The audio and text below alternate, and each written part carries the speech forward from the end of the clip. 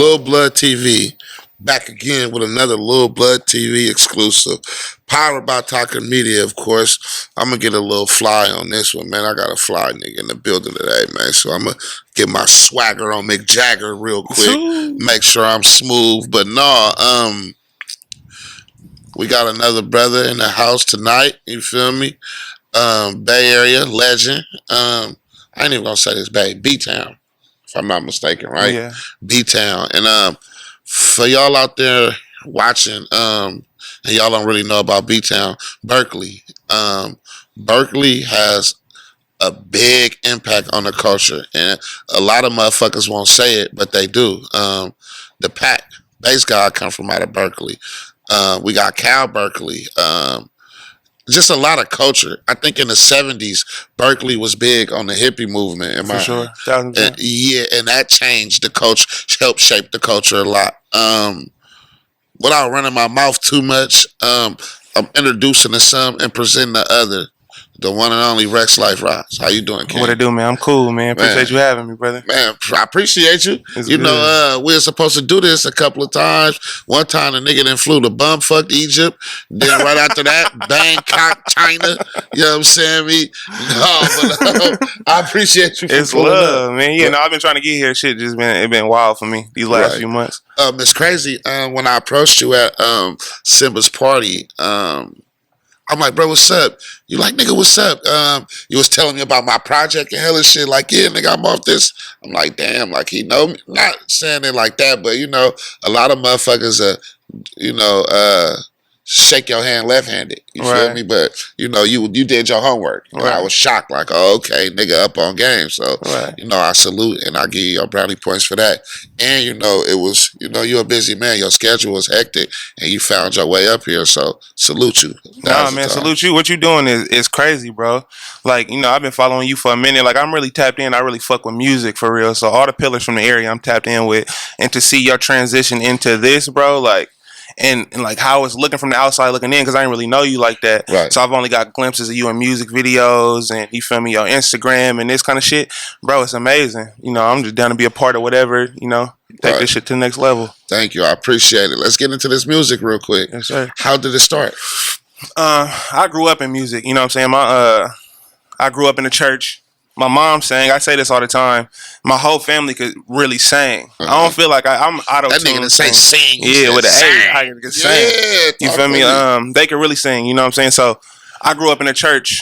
I was playing the drums and shit. But my whole life I was around music too, because my parents had a delivery service in Berkeley. So they would be driving around delivering packages from Berkeley to San Jose, San Francisco, Hayward, and I'm just in the back of the car. You know, they listen to 98.1, KBLX, all that shit, you know. So I was just around music my whole life, and it just kind of took off from there. When I got to middle school, that's when I got my first little Casio keyboard, was learning how to record. I had the little karaoke machine with the tape, so I put the beat on this side and rap on it. Then it elevated to, you know, computers where I learned Pro Tools and all that kind of shit. So I've been just around music my whole life.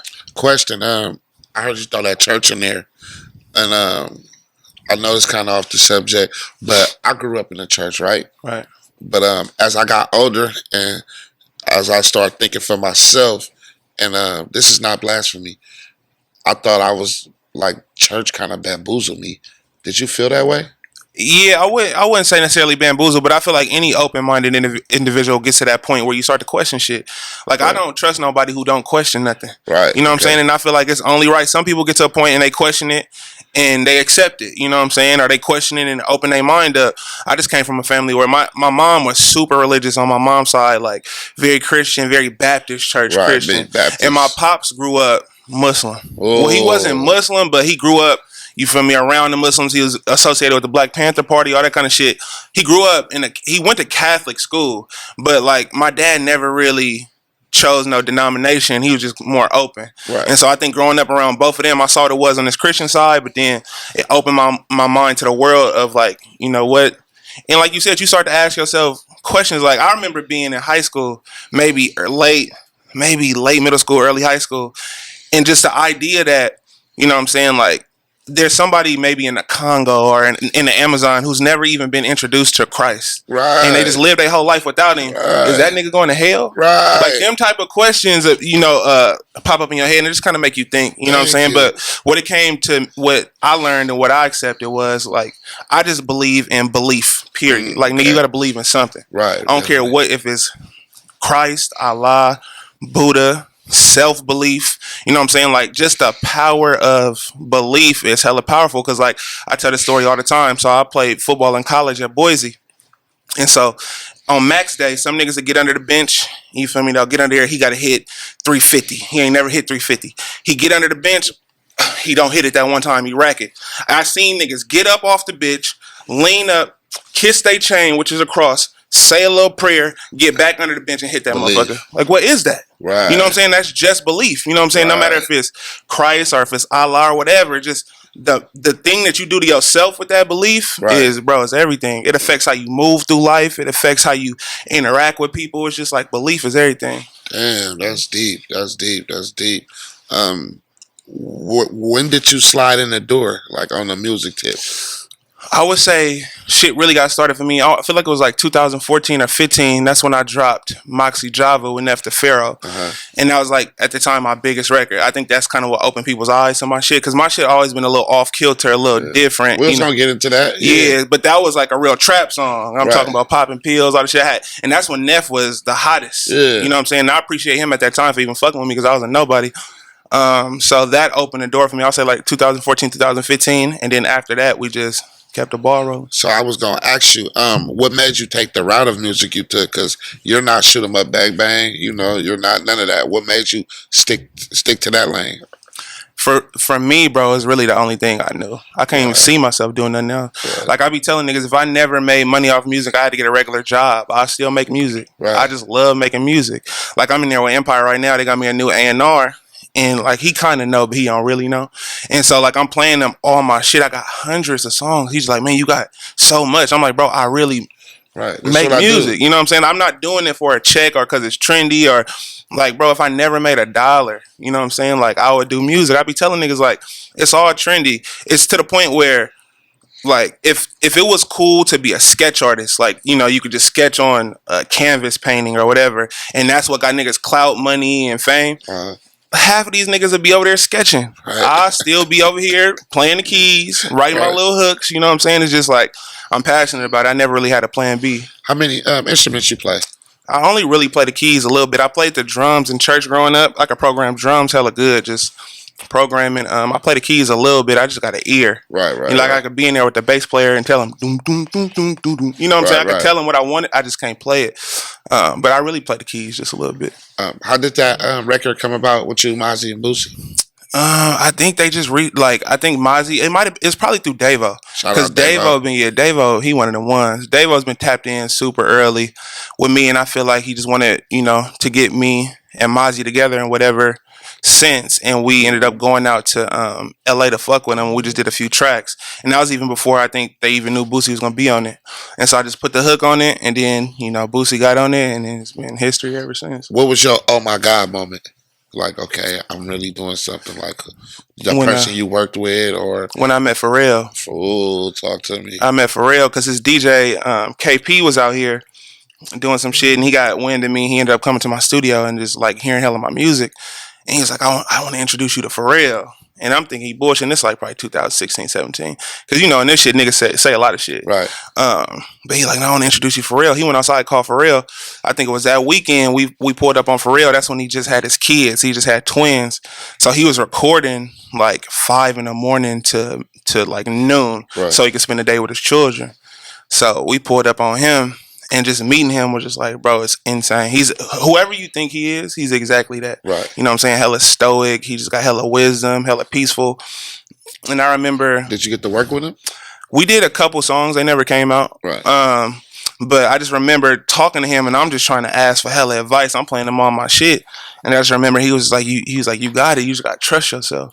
He was like, I know you want me to say something that's going to take you, whatever. But he was like, you just have to believe in what you're doing. You got it. You know what I'm saying? So that's big. Yeah, it was clean meeting him for sure. Don't you write for people?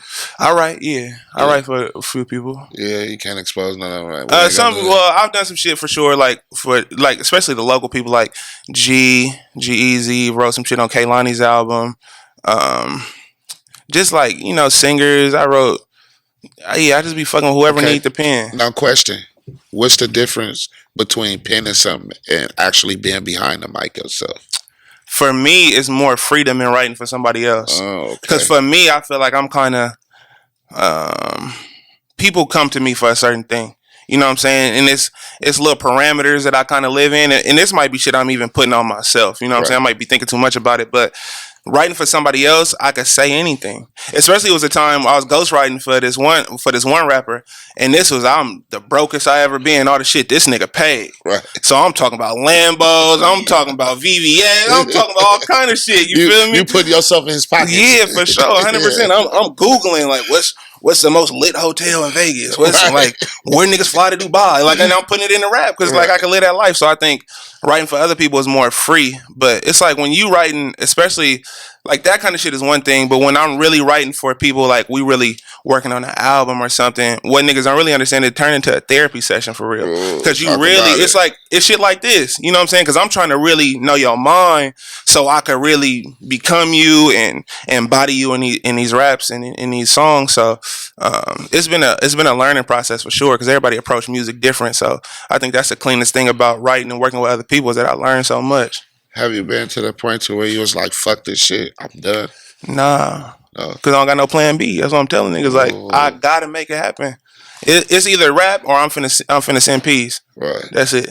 So me sometimes, we in two different genres, but sometimes I be feeling like fuck this shit because I watch people that are way saucier, I dress better, I sound better, I look better, I flow better, and I watch them get in this motherfucker and just soar right past it. Bro, I 100% feel that. That's my life. Right. But then you gotta realize, bro, this game is not based on talent. That's the illusion. The illusion is that this shit is based on talent, which is kind of based on talent. But at this point in the game, it's really based on personality and how well you do on the internet. Right. You know what I'm saying? People, it's niggas in rap or musicians, period, who not that clean, but people fall in love with them. I'm a fan of him. His fashion, the way he talk, what he doing outside of the music. The music is damn near just a vehicle to open the door to you for real. And then some niggas are really good at capitalizing at the internet. I say that all the time. Some niggas are just hella good at the internet. You know what I'm saying? You just got the internet, bro. Right. And I feel like a lot of niggas just ain't good at the internet. We good at doing music and doing our little shit, but I just feel like it's a lot more components to the game than just talent, and that's the illusion. I done had shows with a lot of niggas who was good at the internet. Right. Their internet presence is way bigger than mine. Their network is bigger than mine. But as soon as I touch the stage, it's different. It's a big difference. Yeah, it's different. And some of these cats didn't even bought me out to their shows and shit to perform. And it's like, nigga, I done damn near had it litter than them. 100%. And that should be crazy to me, but like you said, it's the internet presence. It's the internet presence. And at the end of the day, bro, the culture we live in, motherfuckers just want to be entertained. Right. You know what I'm saying? You can give a nigga a song that he gonna listen to once or twice a day. But if you on the internet 10 times doing a little funny shit, he gonna see you all day because everybody on their phone. Right. You just giving them more opportunity. Or if you on the internet giving game or giving wisdom, you just giving yourself, like LaRussell say, you just giving, the more shots you shoot, you know what I'm saying? The better, percentage chance you get to hit. So I just think it's just find your little niche in the internet game and keep doing. But I also feel too, over the long haul, the real music gonna win. Right. You know what I'm saying? I've been in the game like this the whole time. I never caught a hit, never nothing. Right. But in my slow ascension up, I done seen hella niggas fall off. I done seen hella niggas pop. I done seen niggas catch a hit, fall off. I done seen other niggas like me. You know what I'm saying? But if you just focus on good music, you might not ever be the biggest nigga in the world, but you'll be straight. Right. You feel me? I really believe that. Let's talk about clout. To me, it's a dangerous thing.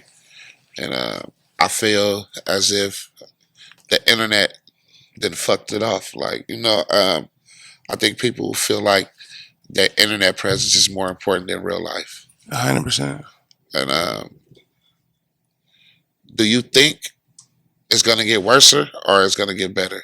I think everything is only gonna get worse, if that's the phrase we're gonna use. I think it's just like, because you got to think now, it's just a lineage of shit, and now the young niggas, this is normal to them now. They've seen niggas win off it. Like in their time, it's more niggas winning off clout than it is off real music. You know what I'm saying? Like clout to get you clouted real quick, doing goofy shit like that'll get you on real quick. And at the end of the day, bro, I can't even knock niggas, because sometimes when you do that clout shit, you end up getting paid. Right. Like it ain't no money in that shit. It's money in that shit if you play the game right. You do that little clout shit, but you don't think that's like making a sucker attack on yourself, though? Yeah, but everybody ain't got morals and principles like we do. Everybody ain't living. You know, everybody ain't grow up like we grew up. You know, we from the Bay. We move a little different. Talk to me. You know what I'm saying? So, and we got different morals and ethics that we stand on. Everybody don't got that. You know what I'm saying? So that's what I had to learn to accept. Is just like we raised different. I remember when everybody wanted to be like the Bay. Yeah. Right? I'm not old. I remember when motherfuckers wanted to talk like us, just like us. They wanted to be us. Now it's like the roles have switched. Right. It's like the Bay Area is losing its identity.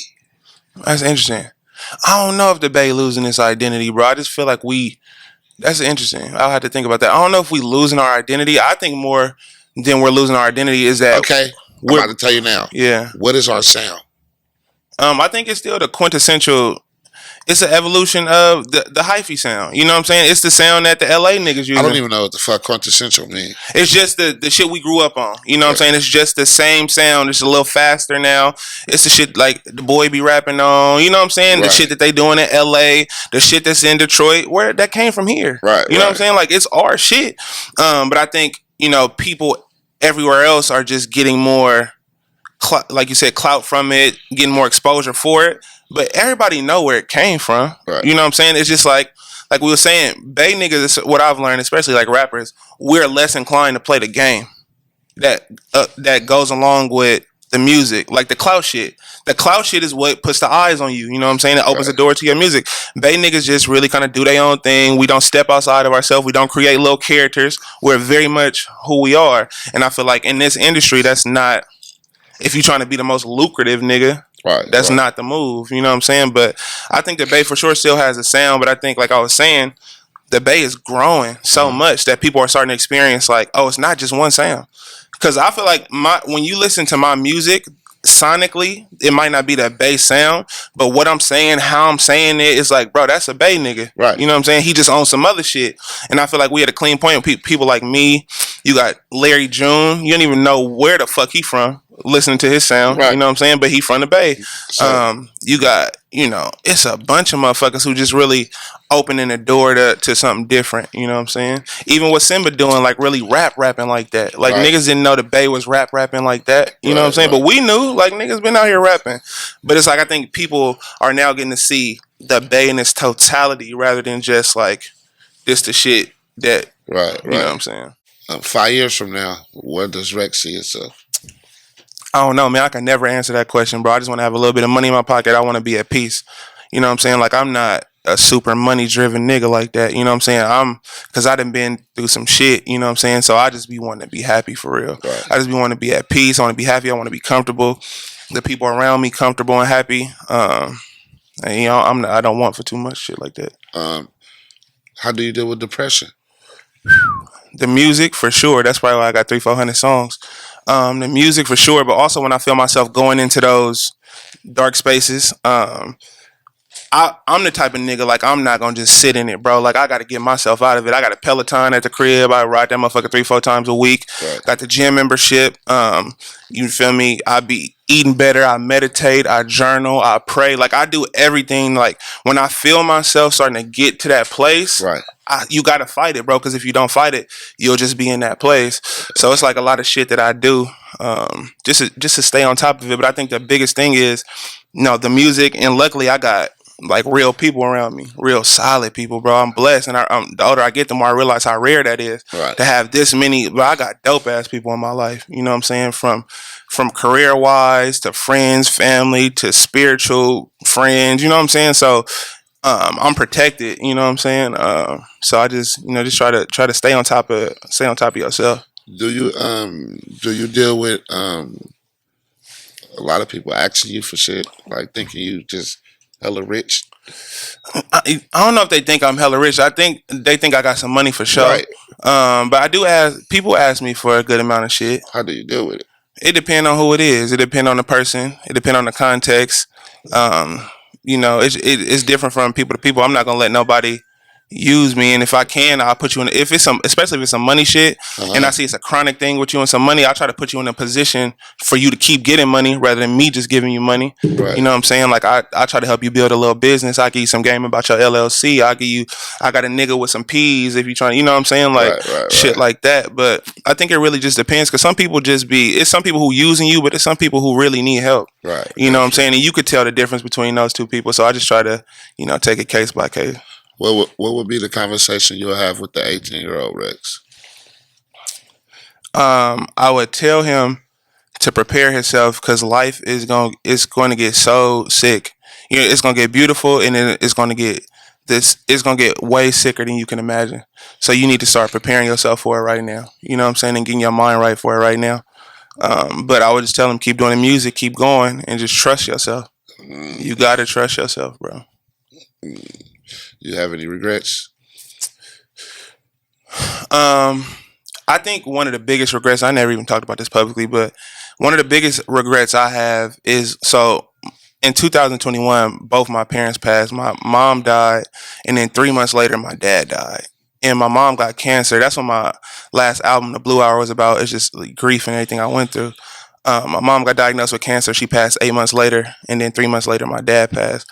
I think my biggest regret is in the time after my mom died.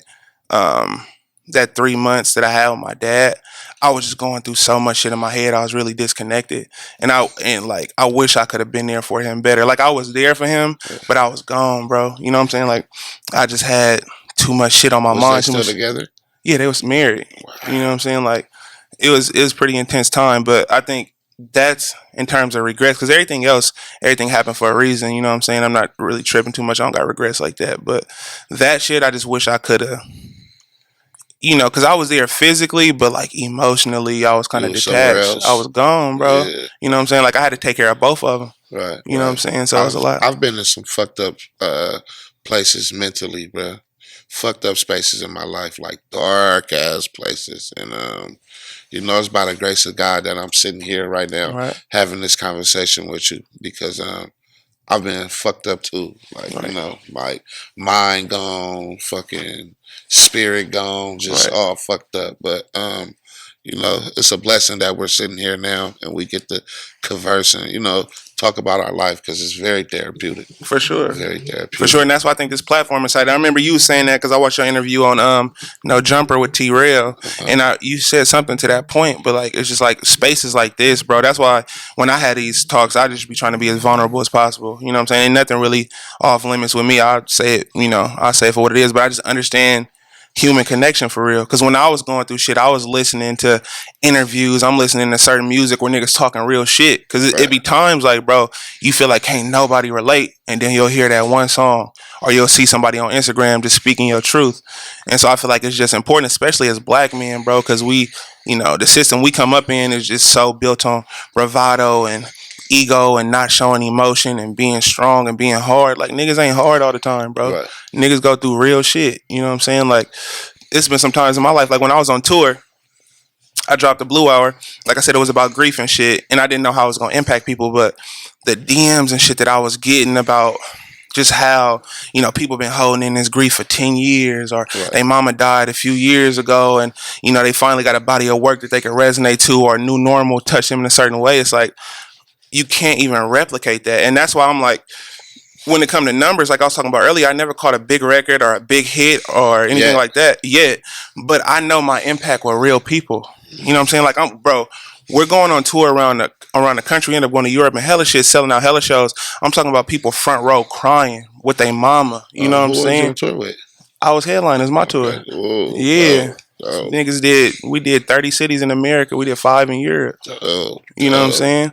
But it's just like, it was a different experience and seeing like real people. Like I'm talking about, because my fans who fuck with me, I got real fans. Like, so I do meet and greets and like we sell out of meet and greets hella quick because people really want to talk to me and tell me like how my music helped them. I'm talking about, bro, every show lines of people crying. You know what I'm saying? Like it's a different feeling. You know what I'm saying? And that's what makes the game tricky for me to navigate because it's like, damn, do I double down on this shit even though it's a slower grind? Because it's like I'm capable of making the big records. I know that.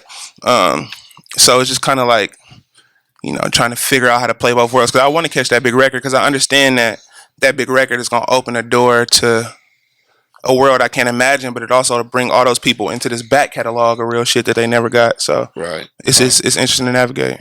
Who? Give me 3 artists. Give me 3 artists you'll let her work with. Erykah Badu. Come on. Sade. Yeah, come on. Erykah Badu, Sade. D'Angelo. Music Soul Child. You scandalous. Yeah. He said, Badu, you know, that's my go-to. I got her tatted on me. Yeah? For sure. For sure. That's on my thighs, so when I meet her, I'm going to pull my pants down. Boom, auntie. Auntie, I got something to show you. Did you buy her cologne? Nah. I seen it. I want to buy her weed, too. Right, huh? I'm a fan of hers, bro. For sure. When Drake said, Drake said, some we had tea at Erykah Badu house. She made tea for me. I said, one night I went to Erykah Badu house. She made tea for me. We talk about love and when life could be for me. She said, when this shit is real, you just know. Boy. Yeah. First off, he going crazy, but then I'm jealous. Yeah. She over there with Auntie, fam. She fucked the shit out that little boy and sent him home. You thought she didn't throw that wagon? That's what she did and sent him home. What? Yeah, sir. If she fucked Drake, I for sure got a chance. Come on, no disrespect. Yeah, you see this melon? All that shit she be singing about. You see this melon? Oh God. Well, Rexx, man, bro, I appreciate you. Thank love, you, bro. Man. It's all love. No, for real, thank you, bro. I needed this, and yeah, just show me how much of a realer nigga you is. You know what I'm saying? And I salute you, bro. I thank you for your truths. Where could the people find you at? Rexx Life Raj, anywhere it's a search bar. REXXLIFERAJ. You fuck with me. Question: how did you get that name? So it was actually a group of homies in high school, started by my boy Mike. I don't even know how he started it, bro, but it was just a group of like kinky niggas, freak niggas, be fucking with bitches and doing hella crazy shit. Berkeley High? Yeah, Berkeley High. That's what it started as, and then it just evolved, you know what I'm saying? But it started with him for sure. Not to just go too far off the record, but Berkeley High had all the bitches. Ooh. Bruh, shout out to Berkeley High. It was a little fast. They was fast, too. Yeah, heifers. That's what my grandma called them. Little fast ass. Berkeley High was an experience, bro. I couldn't imagine going to no other high school. Right. That's how I feel about Mac. Yeah, Mac was crazy. Yeah, sure. I remember when I was at Berkeley High, we played Mac when Carter was there, and we played him in the little jamboree. Them niggas was raw. That's when y'all had that's when y'all was sending hella niggas, bro. Y'all was raw as fuck. Was that Marcus Peters' year? I think I was before Marcus Peters. Okay. I can't remember. Y'all had some niggas though. Y'all was hard. That was hard. Was it the Hendersons there yet? I don't remember niggas' name. My memory shady. But it was around that whenever y'all was hella raw, because I feel like y'all had a time where y'all was just hella clean. Mac for sure. Well, thank you, bro. Appreciate it, man. Let's go figure this music side out. Yes, sir. Love, bro. Appreciate you.